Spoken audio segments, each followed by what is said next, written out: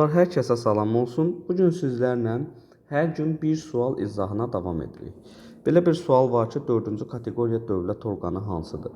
Naxçıvanın Ali Məclisi bildiyimiz kimi 1-ci kateqoriya dövlət orqanıdır. Ancaq Milli Məclis isə, yəni Azərbaycan Respublikasının Milli Məclisi isə ali kateqoriya dövlət orqanıdır.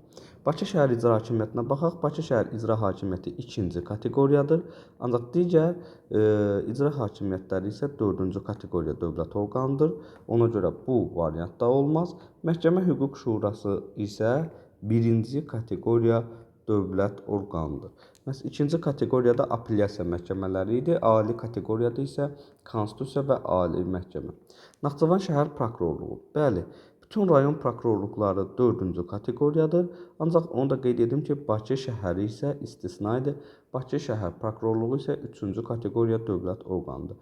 Ona görə bu variantda B variantı bizim doğru cavabımız olmuş olacaq.